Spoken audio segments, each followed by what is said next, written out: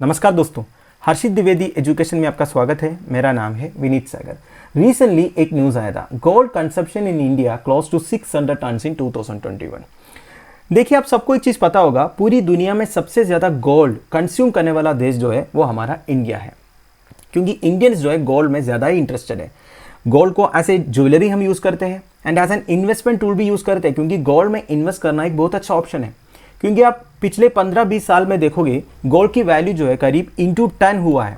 मुझे याद है करीब 17 साल पहले जब मुझे जॉब मिला था तो पहली सैलरी से मैंने एक 8 ग्राम का चेन खरीदा था, तब उसका वैल्यू था करीब 4,500। ठीक है, और अब जाके अगर आप 8 ग्राम का चेन खरीदने जाओगे तो आपको 40,000 के नीचे नहीं मिलेगा। ठीक है, 40,000 या 38,000 तक आ जाएगा। ये थोड़ा सा फ्लक्चुएटिंग है, फिर भी पिछले 1-2 साल में 30-35,000 के बीच में है 8 ग्राम का गोल्ड का वैल्यू। तो गोल्ड में इन्वेस्ट करना एक बहुत अच्छा ऑप्शन है। ऐसे ज्वेलरी भी हम यूज़ कर सकते हैं, जब हमें पैसों की ज़रूरत है उसे बेच भी सकते हैं, है कि नहीं। तो पूरे 2021 में जनवरी से लेकर अक्टूबर तक की बात कर रहा हूँ, 600 टन पहुँच गया है। अब 3 महीना और बाकी है, और बढ़ सकता है। ये रिपोर्ट रिलीज की है वर्ल्ड गोल्ड काउंसिल ने। पहले 9 महीने में इंडिया का गोल्ड कंजम्पशन था 360 टन्स। अब ये अक्टूबर में, इसलिए कि फेस्टिवल का महीना है, धनतेरस, दिवाली वगैरह, इसलिए लोग जो है ज़्यादा गोल्ड खरीदा है, तो पूरा पहुंच गया है 600 टन। मतलब 2020 में अगर आप देखोगे ये 450 टन था, तो 2021 में ये 600 टन पहुंच गया। तो इसमें से हमें क्या समझ आता है, लोगों का गोल्ड के ऊपर जो भरोसा है वो और बड़ा है। लोग जो है पैसे गोल्ड में ज़्यादा इन्वेस्ट कर रहे हैं। तो आज इस वीडियो में हम वर्ल्ड गोल्ड काउंसिल के बारे में देखेंगे एंड गोल्ड और इकोनॉमी में क्या रिलेशन है ये भी देखेंगे। तो आगे जाने से पहले लेक्चर पर लाइक का बटन जरूर दबाइएगा। चैनल को अब तक शेयर एंड सब्सक्राइब नहीं किया हो तो कर लीजिएगा। हमें सपोर्ट करने के लिए आप चैनल के मेंबर बन सकते हो ज्वाइन बटन के थ्रू। शुरुआत करते हैं दोस्तों, world gold council. It is the market development organisation for the gold industry. तो बेसिकली गोल्ड इंडस्ट्री का मार्केट डेवलपमेंट इनका प्राइम ऑब्जेक्टिव है। It works across all parts of the industry, चाहे वो गोल्ड माइनिंग हो या फिर इन्वेस्टमेंट हो। इनका मेजर एम यही रहता है to stimulate and sustain demand for gold. दुनिया भर में गोल्ड के लिए जो डिमांड है, इन्हें स्टिमुलेट करना और सस्टेन करके रखना, यह है इनका मेजर एम जो है। इनमें मेंबर्स कौन कौन है? देखिए, दुनिया भर में इनमें शामिल है। ये कोई गवर्नमेंट ऑर्गेनाइजेशन नहीं है, this is a non profit organisation. It helps to support its members to mine in a responsible way. देखिए, जितने कंट्रीज में गोल्ड माइनिंग वगैरह होता है वो रेस्पॉन्सिबल तरीके से हो जाए, इसके लिए भी सपोर्ट वर्ल्ड गोल्ड काउंसिल की तरफ से मिलता है। इनके कई सारे ऑफिसेस है। हेडक्वार्टर जो है यूनाइटेड किंगडम में है। रीजनल ऑफिसेस आपको इंडिया में, चाइना में, सिंगापुर में, जापान में एंड यूनाइटेड स्टेट्स में मिलेगा। अब दोस्तों, गोल्ड एंड इकोनॉमी कैसे रिलेटेड है आपस में, वो हम चेक करेंगे, वो भी इंडियन कॉन्टेक्स्ट में। मैंने आपको पहले ही बता दिया, India is the largest consumer of gold in the world. एक बात मैं आपको बता देता हूं, इंडियन पॉपुलेशन के पास जितने गोल्ड है ना दोस्तों, मैं एक एक घर की बात कर रहा हूं, उतना गोल्ड पूरी दुनिया में नहीं है। मतलब आप टॉप 10 कंट्रीज का लिस्ट देख लीजिए, उनका गोल्ड रिजर्व्स का डाटा देख लीजिए, वो पूरा आप मिलाओगे ना, उससे कहीं ज्यादा है इंडियन पॉपुलेशन के पास जितने गोल्ड है। एक्चुअली इंडियन पॉपुलेशन के पास या फिर एक एक घर में कितना गोल्ड है उसका कोई एक्चुअल डाटा हमारे पास नहीं है। फिर भी एक अंदाजा है 25,000 से लेके 30,000 टन तक का गोल्ड इंडियन पॉपुलेशन के पास है। इतना ज्यादा गोल्ड है इंडियंस के पास। ये पूरी दुनिया में जितने कंट्रीज उनके रिजर्व से कहीं ज्यादा है। बस आप देखिए प्रॉब्लम क्या है ना दोस्तों, हमारी पॉपुलेशन का जितना डिमांड है गोल्ड का, उतना हमारा डोमेस्टिक प्रोडक्शन तो होता नहीं है। हमारे कंट्री में जितने गोल्ड माइंस है वो उतना गोल्ड नहीं प्रोड्यूस कर पाता है जितने हमारी पॉपुलेशन का डिमांड है। तो फिर क्या करना पड़ेगा, बाहर से इंपोर्ट कराना पड़ेगा।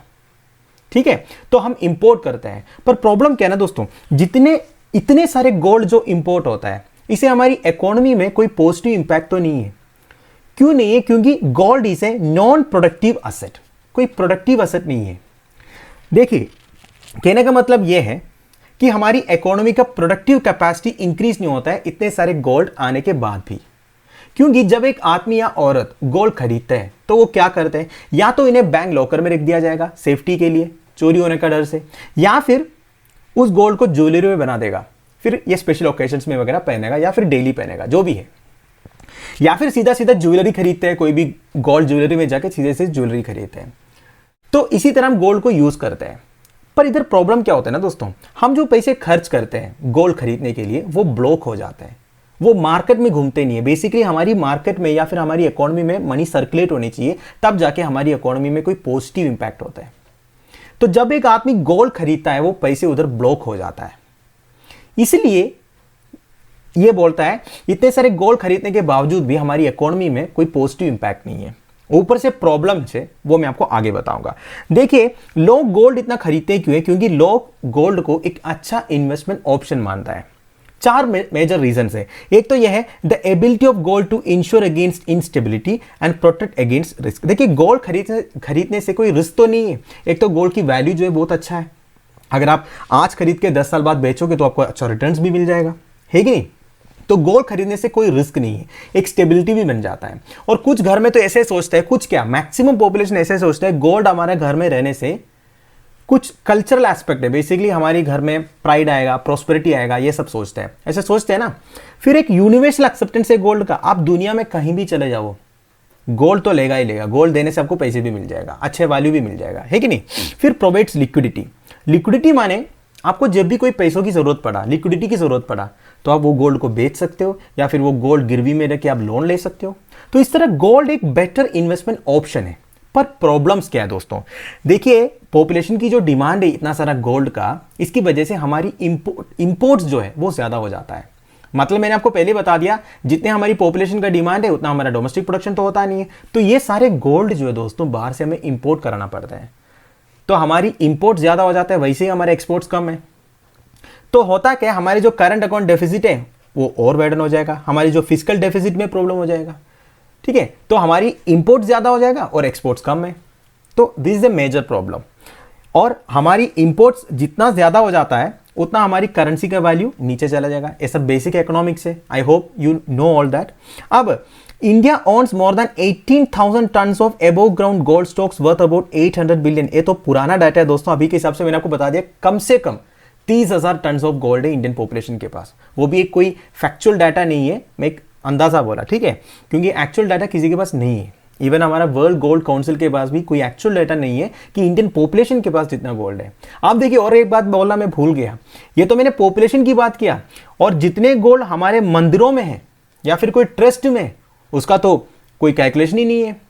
आपको पता है केरला में श्री पद्मनाभ स्वामी टेम्पल के बारे में मैंने एक अलग सा वीडियो भी बनाया था, उधर कितना गोल्ड है, करीब 1 लाख करोड़, कुछ मैं बोला था ना, करीब 3 ट्रिलियन रुपीस का कुछ गोल्ड है। तो ऐसे कई सारे टेम्पल है हमारे देश में जहां कई सारे गोल्ड रिजर्व्स हैं, तो पूरा मिलाओगे तो भाई बहुत बड़ा अमाउंट हो जाएगा, ठीक है? आप देखिए गोल्ड एक अच्छा रिटर्न भी है। इकोनॉमिक सर्वे 2012-13 की हाईलाइट्स है, ये तो पुराना इकोनॉमिक सर्वे है, पर अभी भी यही है कि अगर आप गोल्ड में इन्वेस्ट करोगे तो आपको जो रिटर्न है वो करीब 23.7% एवरेज एनुअल रिटर्न है। वेरास अगर आप स्टॉक मार्केट में इन्वेस्ट करोगे, अच्छे अच्छे स्टॉक्स में, या फिर आप एफडी डालोगे या फिर आप म्यूचुअल फंड में डालोगे, कोई भी इन्वेस्टमेंट करोगे, उतना रिटर्न देता नहीं है जितना गोल्ड देता है। इकोनॉमिक सर्वे 2012-13 में, करेक्ट डाटा इधर लिखा है, लेटेस्ट डाटा मुझे मिला नहीं इसलिए मैं डाला नहीं, वो अलग बात है दोस्तों। देखिए आप कोई भी इकोनॉमिक सर्वे देखिए आसपास का, ठीक है, 2020 का देखिए, 19 का देखिए, आपको गोल्ड का जो रिटर्न है वो हमेशा ज्यादा ही मिलेगा। इसलिए ज्यादा लोग जो है गोल्ड को ऐसे बेटर इन्वेस्टमेंट ऑप्शन मानते हैं। तो इकोनॉमी में गोल्ड का क्या इंपैक्ट है आप समझ गए ना? तो दोस्तों अभी तक हम क्या डिस्कस कर रहा था? गोल्ड कंजप्शन के बारे में, हमारे पॉपुलेशन कितने गोल्ड कंज्यूम कर रहा है और हमारी इकोनॉमी में क्या इंपैक्ट है, ये सारी बातें। अब आप ये देखिए एक एक कंट्री के पास कितने गोल्ड होल्डिंग्स है या फिर गोल्ड रिजर्व्स है। टॉप 10 कंट्रीज इधर मैं मेंशन किया हूं। देखिए गोल्ड रिजर्व्स मतलब क्या होता है, सिंपल भाषा में आपको मैं समझा देता हूं। देखिए हर एक कंट्री का सेंट्रल बैंक जो है कुछ गोल्ड रिजर्व में रखता है, ये बेसिकली एक टाइप का गारंटी है। फॉर एग्जाम्पल मैं आपको बता देता हूं, मान लीजिए आपका कोई दोस्त आपसे पैसे मांगा, बोला भाई मुझे आप 1 लाख रुपए उधार दे दो। तो नॉर्मल केसेस में आप क्या देखोगे, आप जो पैसे दोगे उनको वो क्या वापस कर पाएगा? अगर कोई अच्छा जॉब वाला है, महीने में उन्हें अगर अच्छा खासा सैलरी मिलता है तो आप आराम से दे दोगे, कम से कम उनका जब सैलरी मिल जाएगा तब आप मांग सकते हो, आपको सैलरी मिल गया ना, आप मुझे दे दो। अगर कोई अनएम्प्लॉयड आदमी आपसे पैसे मांग रहा है तो आप देने में थोड़ा सा हेसिटेट करेगा, क्योंकि आप ये सोचोगे ये पैसे मेरा वापस कर पाएगा कि नहीं। तो यही है दोस्तों गोल्ड रिजर्व्स, ये गवर्नमेंट का एक सिक्योरिटी है, बेसिकली गवर्नमेंट का एक गारंटी है। मतलब गवर्नमेंट अगर किसी से पैसे मांग रहे हैं, नॉर्मली गवर्नमेंट मार्केट से भी पैसे उठाते हैं ना, जैसे बॉन्ड्स वगैरह इशू करते हैं, गवर्नमेंट सिक्योरिटीज इशू करते हैं, तो लोगों से पैसे उठाते हैं गवर्नमेंट, और लोगों को इंटरेस्ट के साथ वो पैसे वापस भी करते हैं। पर अगर लोगों से उन्हें पैसे उठाना है तो लोग क्या भरोसा में देगा गवर्नमेंट को? तो लोगों को क्या भरोसा है कि गवर्नमेंट उन्हें पैसे वापस करेगा? तो इसके लिए रिजर्व्स है। बेसिकली गवर्नमेंट बोलेगा देखिए भाई हमारे पास इतने रिजर्व्स है ऑलरेडी, आपके पैसे सेफ है। तो बेसिकली यही एक विश्वास के लिए या फिर गवर्नमेंट का एक गारंटी के लिए इस तरह गोल्ड रिजर्व्स रखता है। ठीक है, इतना ही समझ लीजिए। आप देखिए सबसे ज्यादा गोल्ड रिजर्व्स तो यूनाइटेड स्टेट्स के पास है, फिर जर्मनी, फिर इंटरनेशनल मॉनेटरी फंड भी गोल्ड रिजर्व्स रखते हैं। तो इंटरनेशनल मॉनेटरी फंड के पास जितने गोल्ड है ना वो थर्ड पोजीशन में आता है। अब आप इंडिया की पोजीशन देखिए, वो 744.8 मेट्रिक टन है। ये 2021 का डाटा है, ठीक है, ये डाटा चेंज होता रहता है। पर देखिए अगर आप गोल्ड का क्वांटिटी देखोगे, मतलब इंडियन पॉपुलेशन के पास जितने गोल्ड है ना, ये आप पूरा कंट्रीज का रिजर्व्स काउंट कर लो, इससे ज्यादा होगा। ये मैंने आपको पहले ही बता दिया, ठीक है। तो यही है। और एक चीज ये है, गोल्ड माइंस इन इंडिया कहां पे है, ये भी देखे हम इस वीडियो को फिनिश करेंगे। देखिए दोस्तों, कर्नाटका में 2 गोल्ड माइन है, एक है रायचूर, फिर है Kolar gold mine. Kolar gold mine के बारे में आपको पता ही होगा, काफी फेमस है। चित्तूर गोल्ड माइन है आंध्र प्रदेश में, फिर वेस्ट बंगाल में ईस्ट सिंघभूम, मेरी प्रोनाउंसिएशन गलत हो सकता है, सॉरी फॉर दैट, ये गोल्ड माइन है। तो 4 गोल्ड माइन मैंने आपको दिखा दिया। तो दोस्तों दैट्स एंड ऑफ इट।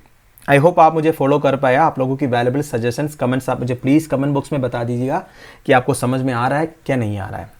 इसमें इंपॉर्टेंट बातें यह है दोस्तों, एक तो गोल्ड की जो इंपैक्ट है इकोनॉमी में, वो आपको जानना जरूरी है। वर्ल्ड गोल्ड काउंसिल के बारे में थोड़ा बहुत आपको मैंने बता दिया, that is also important. And obviously prelims के लिए जितने गोल्ड माइंस है हमारे देश में, दैट इज ऑल्सो इंपॉर्टेंट। तो लेक्चर की PDF एज यूजुअल आपको टेलीग्राम चैनल में मिल जाएगा, जिसका लिंक नीचे प्रोवाइडेड है। Thank you for watching, bye bye, have a nice day.